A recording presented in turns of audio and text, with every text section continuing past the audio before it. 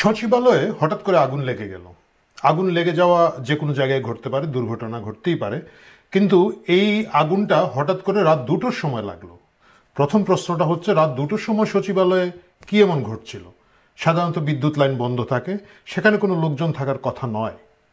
তারপরেও আগুনটা লেগে গেল সচিবালয়ে। কখন? যখন সচিবালয়ে একটা বড় অস্থিরতা তৈরি হয়েছে, এবং সেই অস্থিরতার সাথে সাথেই এই আগুনটা খুব রহস্যজনক। আগুনটা কোথায় লাগলো আপনারা দেখেন। যে ভবনে আগুনটা লাগলো সেই ভবনে কোন কোন মন্ত্রণালয় এবং তাদের উপদেষ্টা কারা, প্রথম কোথায় আগুন লেগেছিল, এই আলাপটা যদি হয় তাহলে নিশ্চিত আমাদের অনেকেরই ভুরু কুঁচকে যাবে। এই যে ভবনটাতে আগুনটা লেগেছে প্রথমে, সেই ভবনে কোন কোন মন্ত্রণালয়ের বড় অফিস আছে? যুব ক্রীড়া মন্ত্রণালয়। যুব ক্রীড়া মন্ত্রণালয়ের উপদেষ্টাকে আসিফ মাহমুদ সজীব ভুইয়া, আমাদের একজন ছাত্র সমন্বয়ক, যিনি এই বিভাগের উপদেষ্টা। আর কোন বিভাগ আছে এখানে? ডাক, টেলিযোগাযোগ ও তথ্য প্রযুক্তি মন্ত্রণালয়। ভালো কথা, এর উপদেষ্টাকে? এর উপদেষ্টা হচ্ছে নাহিদ ইসলাম, আমাদের আরেকজন শিশু উপদেষ্টা, ছাত্র কোটায়, যিনি এই সরকারের সাথে আছেন। ওকে, ভালো কথা।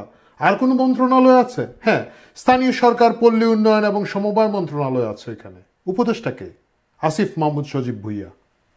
এবং সেখানে আরও অন্যান্য অফিসের ছোট ছোট কিছু মন্ত্রণালয়ের ছোট ছোট অফিস আছে। এখানে শ্রম কর্মসংস্থান মন্ত্রণালয় আছে, উপদেষ্টা এম শাকাত হোসেন ব্রিগেডিয়ার। কিন্তু মূলত খুব অবাক হওয়ার বিষয় হচ্ছে, আমাদের দুইজন ছাত্র প্রতিনিধি সরকারে আছেন উপদেষ্টা হিসেবে, এবং আগুনটা সেই মন্ত্রণালয়ে লাগলো, এবং সেই আগুনটা লাগলো রাত 2টোর সময়। খুব অবাক হওয়ার বিষয়। এবং একই সাথে এই জায়গাগুলো আমাদেরকে নতুন করে প্রশ্নের মুখোমুখি করছে, সচিবালয়ে কি হচ্ছে।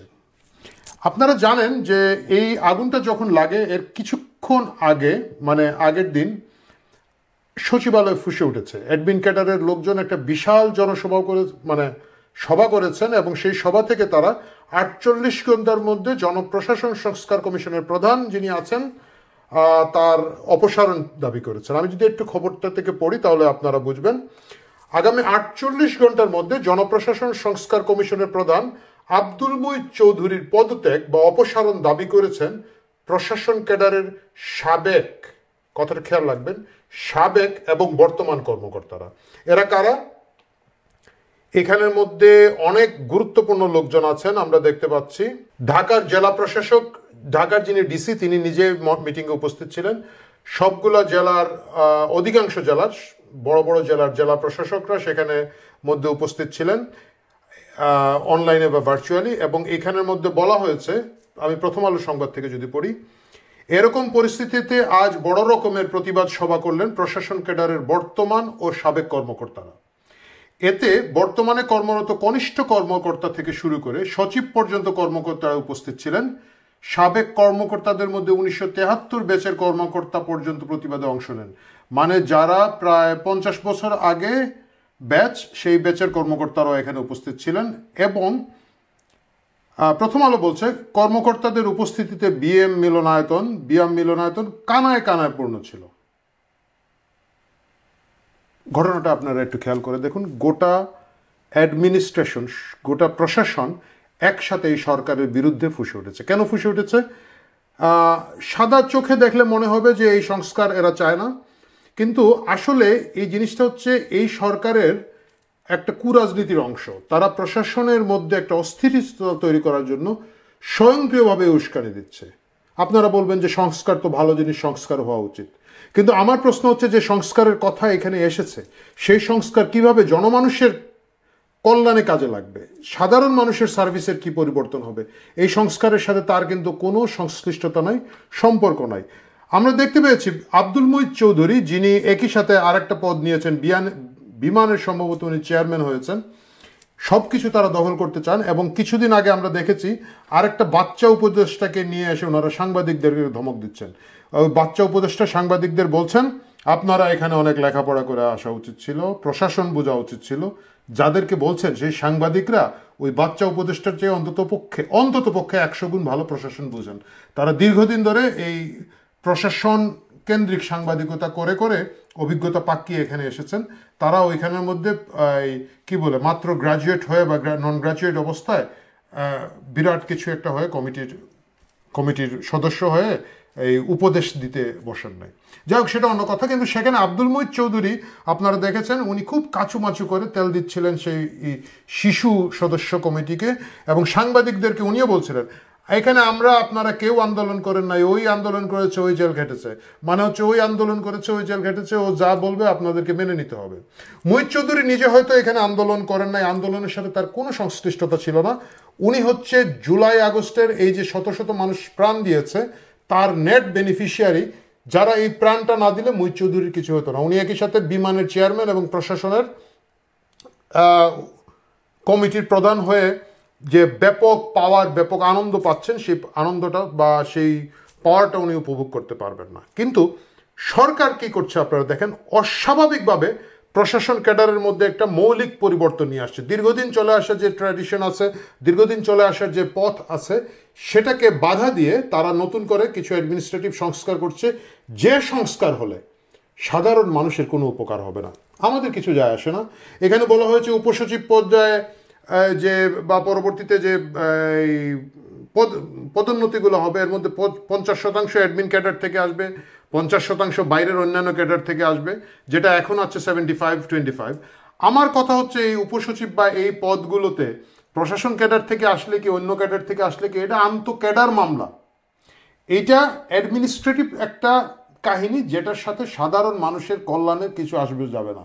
ভুরুঙ্গামারিতে এই প্রশাসনিক ক্যাডারে গেল না অন্য ক্যাডার থেকে উপসচিব হলে কিছু আসে যায় না, সিলেটে কিছু আসে না, নোয়াখালীতে আসে যায় না, আমাদের জীবনযাত্রায় কোনো পরিবর্তন আসে না।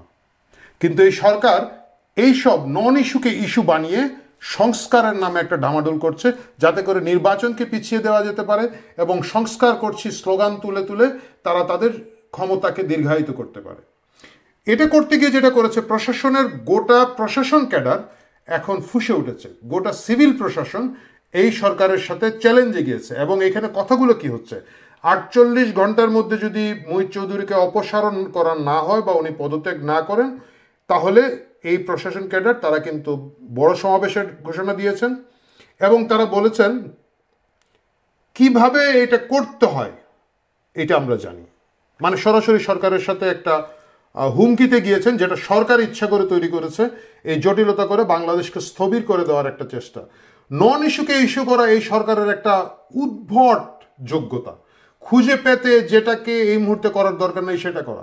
কিছুদিন পরে যদি নির্বাচন হয়, 25 সালের যদি শেষে আমরা নির্বাচন ধরে থাকি, নতুন যে রাজনৈতিক সরকার আসবে, প্রশাসনে কারে উপসচিব বানাবে না বানাবে সম্পূর্ণ সেই নতুন রাজনৈতিক সরকারের সিদ্ধান্ত হবে। তারা তাদের মতো করবে। এই সংস্কারগুলো কখনোই দীর্ঘস্থায়ী হবে না। রাজনৈতিক সরকার তার 5 বছরের রুট প্ল্যান ঠিক করবে, তারা ঠিক করবে যে কোন কোন জায়গায় কোন ক্যাডারকে কতটুকু ব্যালেন্স করবে, কোন ক্যাডারকে কতটুকু গুরুত্ব আছে। কিন্তু ডক্টর ইউনূস এবং তার যে সৈনিকেরা আছেন, তারা এখন এইসব অপ্রয়োজনীয়, পাবলিকের জন্য জরুরি নয় সংস্কারগুলো করছেন। আসলে হচ্ছে সংস্কার নয়, আসলে হচ্ছে তারা চেষ্টা করছেন এইটা করে ক্ষমতাকে দীর্ঘায়িত করা। গুড, সেটা করার একটা ব্যাপার ছিল। মজার ব্যাপারটা হচ্ছে এর পরে পরেই সচিবালয়ে আগুন লেগে গেল রাত 2টোর সময়। এমন সব মন্ত্রণালয় লাগলো যে মন্ত্রণালয়গুলো আমাদের সমন্বয়ক বৃন্দ, উপদেষ্টা, একটু ভুরু কুচকাতেই হয়। এটা কোনো সন্দেহ নাই যে নিঃসন্দেহভাবে রাত 2টোর সময় সচিবালয়ে সাধারণভাবে আগুন লাগার কোনো কারণ নাই। যদিও আজকাল অনেক খুবই দুর্বল স্ক্রিপ্টের নাটক আমরা দেখতে পাই, সেটাতে হয়তো বলা হবে যে এখানে একটা রিহার্সেল চলছিল বা এটা একটা নাটক ছিল, বা আমি জানি না ওনারা কি বলবেন। একটা সময় জজ মিয়ার মতো আরেকটা কাউরে বের করে নিয়ে আসবেন। এখানে একজন ট্রাক ড্রাইভারকে ধরা হয়েছে, তাড়াহুড়ো করে যেতে গিয়ে একজন ফায়ার ব্রিগেডের কর্মীকে সেই ট্রাক ড্রাইভার গুরুতর আহত করেছে। এই ভিডিও যখন করেছি তখন পর্যন্ত উনি গুরুতর আহত। আমি জানি না ভিডিওটি যখন প্রচার হবে তখন তিনি বেঁচে থাকবেন কিনা, আমরা তার দীর্ঘায়ু কামনা করি।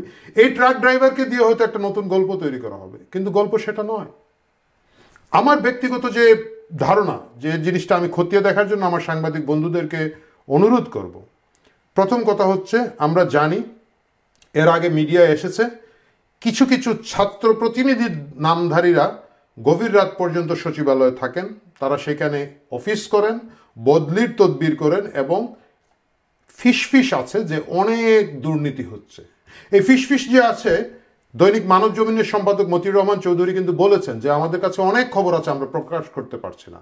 আমরা জানি সংবাদপত্রের গলা টিপে ধরা হয়েছে, আমরা জানি গিয়ে হুমকি দামকি দিচ্ছে হাসনাত সিটি গ্রুপে গিয়েছে, এটা প্রকাশ্য যে 10 জন সাংবাদিকের চাকরি খেতে হবে। সবগুলা মিডিয়া হাউসে এখন পরিবর্তন আসছে, নতুন লোকজনকে নিতে তারা বাধ্য করছে, প্রেশার দিচ্ছে। এবং মতিউর রহমান চৌধুরীর কথাটাই যদি আমরা ধরি, সংবাদপত্রে গলা টিপে ধরে এইসব দুর্নীতির খবর, অনাচারের খবর প্রকাশ করতে দেওয়া হচ্ছে না। কিন্তু আজকে প্রকাশ না হলে কোনো একদিন হবে। এই জন্য কি সচিবালয়ে আগুন? এই জন্য কি দলিলপত্র পুড়িয়ে দেওয়ার জন্য কেউ চেষ্টা করছে? আমি অন দ্য রেকর্ড বলি, আমি বলছি না কে দুর্নীতি করছেন, সেটা ভবিষ্যতে তদন্তে দেখা যাবে আদৌ কেউ করেছেন কিনা, করে থাকলে তারা করেছিলেন, কারা করেছিলেন। কিন্তু সচিবালয়ে রাত 2টোর সময় কোনো লোক কি করছিল, কিভাবে আগুনটা লাগলো? বিদ্যুৎ বন্ধ থাকে, সেখানে সচিবালয়ের অফিসে নিশ্চয়ই গ্যাসের লাইন থাকে না, শর্ট সার্কিটের সম্ভাবনা নাই, কখনোই আমরা শুনি নাই এরকম কিছু। এটা একটা খুব সিকিউরড বিল্ডিং, এখানে যে কেউ চাইলেই গিয়ে যে ওইখানের মধ্যে সিগারেট খেয়ে আগুন লাগিয়ে ফেলতে পারবে তা না। তাহলে এই আগুনটা কে লাগিয়েছিল? এবং একই সাথে যখন প্রশাসনের ক্যাডার ভিত্তিক যে আন্দোলন শুরু হয়েছে, এই দোষারোপ কি তাদেরকে করা হবে? এই দোষারোপ তাদেরকে করার একটা সম্ভাবনা আছে। প্রিয় দর্শক, আপনারা যদি খেয়াল করে থাকেন, এই বিভিন্ন টেলিভিশন চ্যানেল যখন এটা লাইভ করছে, সোশ্যাল মিডিয়ার নিচে দেখবেন প্রচুর প্রচুর কমেন্ট আসা শুরু হয়েছে। এটা আওয়ামী লীগ করেছে, এটা শেখ হাসিনার লোক করেছে, এটা আওয়ামী লীগের সাপোর্টাররা করেছে। যারা এই কমেন্ট করছে তাদের প্রোফাইলে গিয়ে দেখবেন এর অধিকাংশ প্রোফাইল লক করা, রহস্যজনক প্রোফাইল। এর মানে হচ্ছে ক্যাম্পেইনটা যখনই আগুন লাগানো হয়েছে তখনই একটা প্রস্তুতি নেওয়া হয়েছিল, এবং সেই প্রস্তুতি দিয়ে দ্রুত কমেন্ট করে এই জিনিসটাকে আওয়ামী লীগের ঘাড়ে ফেলে দেওয়ার একটা বুদ্ধি করা হচ্ছে। এই বুদ্ধির মাধ্যমে প্রশাসনে কর্মকর্তারা যে আন্দোলন শুরু করেছেন, যেটার যৌক্তিক কারণ আছে, সেটাকে বাধাগ্রস্ত করার একটা চেষ্টা আছে। এই যে শিশুসুলভ রাজনীতি করা, এই যে কুরাজনীতি করা, আমার ধারণা ভবিষ্যতে এই জিনিসগুলো আরো অনেক পরিষ্কার হবে। আমরা জানি না সচিবালয়কে আগুন লাগিয়েছে, আমরা এর নিন্দা জানাই। আমরা চাই প্রকৃত তদন্ত করে দোষী ব্যক্তিদেরকে শাস্তি দেওয়া হোক। আমাদের শিশু উপদেষ্টাদের বিশাল মন্ত্রণালয়ে কে আগুন লাগিয়েছে সেটার জবাবদিহি সচিবালয়ে যারা আছেন তাদেরকে করতে হবে। হয়তো শিশু উপদেষ্টাদেরকে আজকে না হোক কালকে করতে হবে। সবকিছু ভেবে চিন্তেই আমার মনে হয় পদক্ষেপ নেওয়াটা সকলের জন্য ভালো হবে। দর্শকবৃন্দ, অন্য পর্বে অন্য কিছু নিয়ে কথা হবে। ভালো থাকুন, ধন্যবাদ।